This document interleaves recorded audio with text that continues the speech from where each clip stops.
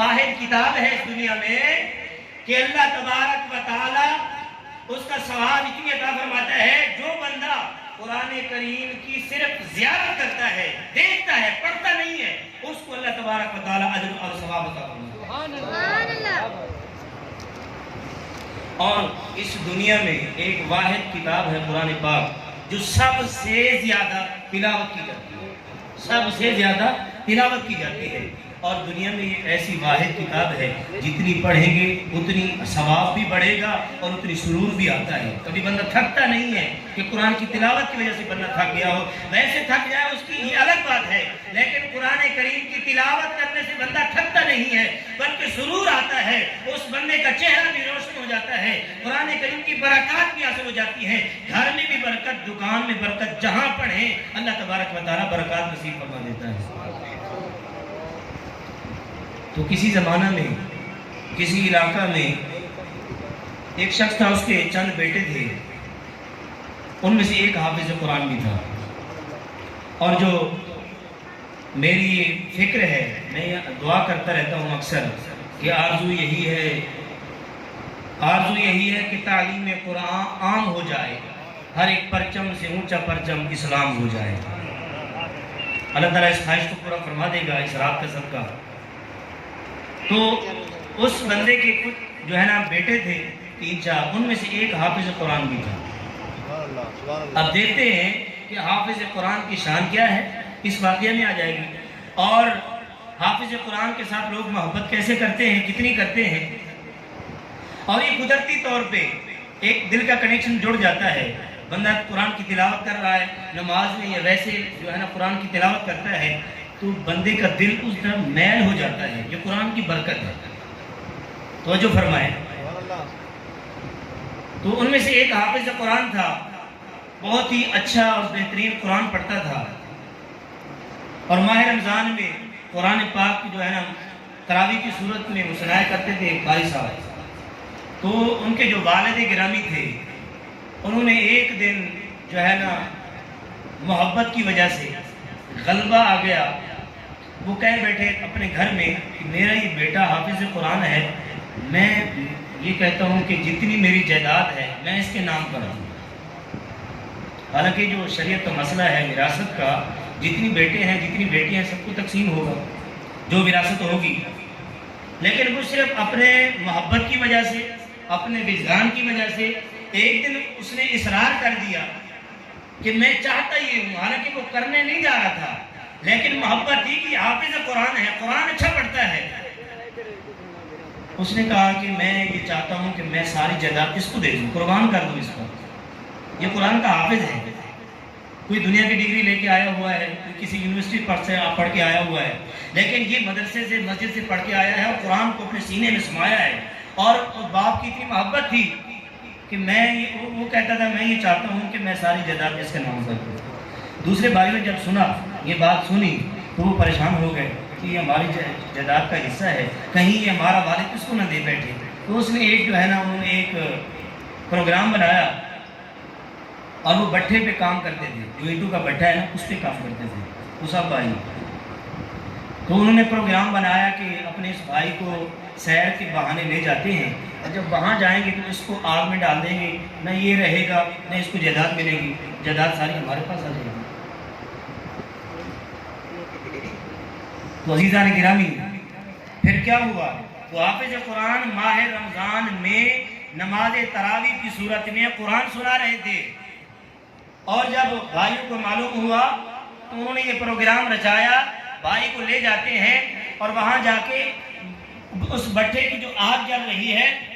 اس کا جو ڈھکن ہوتا ہے وہ لوہے کا، اس کو اٹھا کے اس کے چیخے کے اندر آگ کے اندر ڈال دیتے ہیں، اور جب شام کا وقت ہوتا ہے مسجد میں نمازی انتظار کر رہے ہیں، جوان بھی انتظار کر رہے ہیں، بڑے بھی انتظار کر رہے ہیں، بچے بھی انتظار کر رہے ہیں کہ حافظ صاحب ابھی تک نہیں پہنچے، قاری صاحب ابھی تک نہیں پہنچے، انہوں نے ہمیں تراویح پڑھانی ہے، قرآن سنانا ہے۔ اور جو ہے نا جتنی منہ تھے اتنی باتیں لوگ کر رہے تھے کہ شاید قاری صاحب کو کوئی آفر آ گئی ہوگی، کہیں چلے گئے ہوں گے، اور کسی نے کہا کہ قاری صاحب کو شاید آج منظر نہیں یاد ہوگی، آج انہوں نے تیاری نہیں کی ہوگی، یعنی اس طرح کے کمنٹس لوگ دیتے گئے، تحقیق نہیں تھی۔ اب دیکھیں کہ آگے ہوتا کیا ہے۔ تو اس میں ایک میسج یہ بھی ہے کہ جب تک کسی بات کی تحقیق نہ ہو تو اس کے اوپر کسی قسم کے کمنٹس نہیں دینے چاہیے، پھر اس کا رزلٹ الٹا جاتا ہے۔ اب دیکھیں آگے کیا رزلٹ آتا ہے۔ تو لوگ باتیں کر رہے تھے اور وہ بھی مجبور تھے بیچارے، انہیں معلوم نہیں تھا کہ حافظ قرآن آج قاری قرآن کیوں نہیں آئے۔ توجہ فرمائیں۔ پھر رات کا وقت ہو گیا، رات جیسے کیسے گزر گئی ان نمازیوں کی،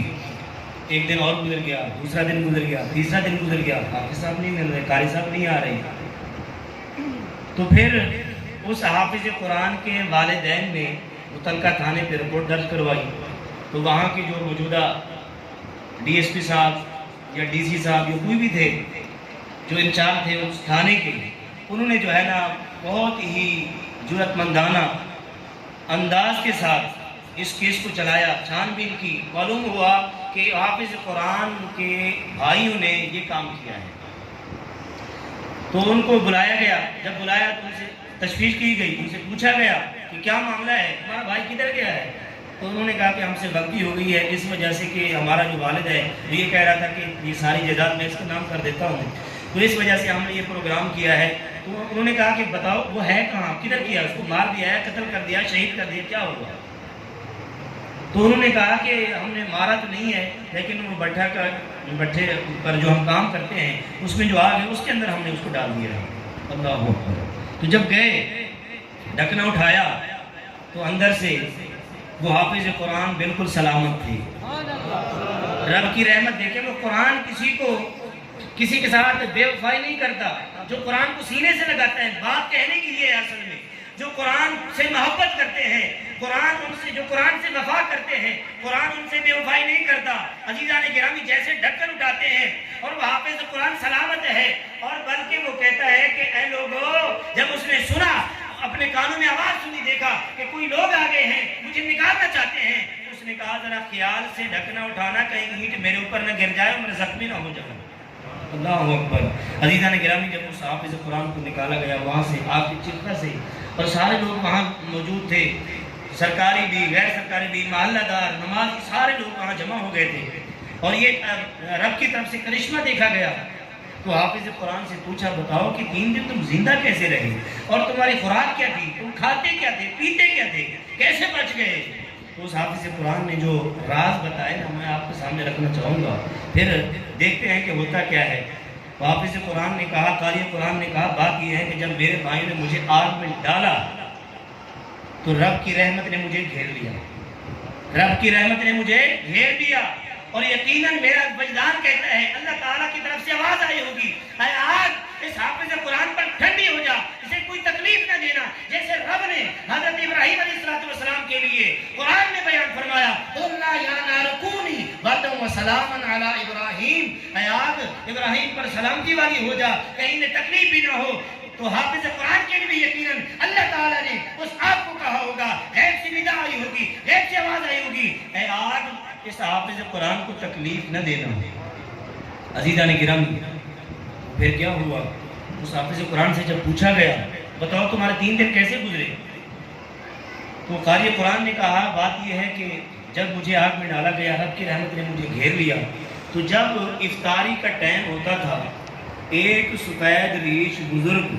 نورانی چہرے والے میرے پاس آ جاتے تھے، میرے لیے سحری کا اور افطاری کا انتظام کر کے آتے تھے، سحری کا بھی انتظام کرتے تھے، افطاری کا بھی میرے لیے انتظام کر کے آتے تھے۔ 3 دن گزرنے کے بعد آج جب وہ سحری کے لیے میرے پاس آئے، انہوں نے کہا کہ بیٹا گھبرانا نہیں ہے، تیری اور میری آج آخری ملاقات ہے۔ میں نے ان سے پوچھا، میں نے دامن پکڑ لیا، بزرگوں یہ تو بتاؤ، اپنا تعارف تو کروا دو، میری یہاں مدد کرنے والے، آگ کے چیخے میں مجھے بچانے والے، بچاؤ میرے لیے، بتاؤ میرے لیے ساری اور افطاری کا انتظام کرنے والے، مجھے بتاؤ تو صحیح آپ کا تعارف کیا ہے، آپ کون ہیں؟ وہ فرماتے ہیں کہ ان بزرگوں نے کہا جو شکل انسانی میں تھے، وہ بزرگ کہتے ہیں کہ حافظ قرآن، جس قرآن کو تو مصلی پہ لوگوں کو پڑھتا ہے، میں وہی قرآن ہوں شکل انسانی میں، تو میں تیری مدد کے لیے آیا ہوں۔ سبحان اللہ۔ عزیزان گرامی، ایک بہت بڑا اہم واقعہ جو میں نے آپ کے سامنے رکھا ہے، اس واقعے میں بہت ہی جو ہے نا میسج ہے جو ہمیں سمجھنے چاہیے اور توجہ رکھنی چاہیے۔ اور مین مقصد یہ ہے کہ قرآن سے محبت کریں، قرآن کی تلاوت کریں، گھر میں کریں، مسجد میں کریں، دکان میں کریں، اور کسی جگہ پہ جہاں بھی کریں گے تو انشاءاللہ قرآن بے وفائی نہیں کرے گا، اور قرآن قبر میں بھی آ کے شفاعت کرتا ہے، قرآن آخرت میں بھی سفارش کرے گا۔ عزیزان گرامی، اور اس دنیا میں بھی حافظ قرآن، یہ جو بھی قرآن کی تلاوت کرتا ہے، قرآن سے محبت کرتا ہے، اس دنیا میں بھی اس کی عزت ہوتی ہے، آخرت میں رب کے ہاں بھی اس کی عزت ہوگی۔ عزیزان گرامی، کل بروز قیامت اللہ تبارک و تعالی حافظ قرآن کو فرمائے گا، اے حافظ قرآن آؤ، وہاں جو ہے نا دنیا میں لوگوں کو قرآن سناتے تھے، آج ایک آیت پڑھو، ایک درجہ اوپر چڑھو، 6666 قرآن کی آیت ہیں، 6666 جو ہے نا وہ درجات حافظ قرآن بلند ہوگا، اور حافظ قرآن کے جو والدین کو انعام دیا جائے گا وہ بھی آپ کے سامنے حدیث پاک جو ہے نا مشہور و معروف ہے۔ اور میں آپ کو یہ آخر میں یہ عرض کرنا چاہوں گا، یہ تو حافظ قرآن قاری قرآن کا مقام ہے کہ جنت میں 6600 جو ہے نا 66 درجہ وہ بلند ہوگا۔ تو پھر جو قرآن کا عالم ہے، جو قرآن کی تفسیر جانتا ہے، جو قرآن کے رموز کو جانتا ہے، جو علم حدیث پڑھاتا ہے، پھر اس کی شان کیا ہوگی؟ تو علم دین سے محبت رکھیں، اور یہ اپنے اندر جذبہ پیدا کریں کہ کم از کم ایک گھر میں، ہر گھر میں حافظ قرآن، کم از کم ایک حافظ قرآن نکلنا چاہیے۔ تو جب آپ محبت کریں گے مدارس کے ساتھ، مساجد کے ساتھ، اور حافظ قرآن کے ساتھ، وہ ان کو اپنے جو ہے نا بیٹے ان کے پاس چھوڑیں گے کہ ان ہمارے بچوں کو حافظ قرآن بنا دیں، تو یقیناً ایک ماحول پیدا ہو جائے گا۔ عزیزان گرامی، حافظ قرآن کی بہت بڑی برکات ہیں، اور قرآن کی بھی تلاوت کی بہت بڑی برکات ہیں۔ تو میں دعا گو ہوں ایک بار پھر، اللہ تبارک و تعالی ہم سب کا یہ مل بیٹھنا اپنی بارگاہ میں قبول فرمائے۔ آمین، وآخر دعوانا الحمدللہ رب العالمین۔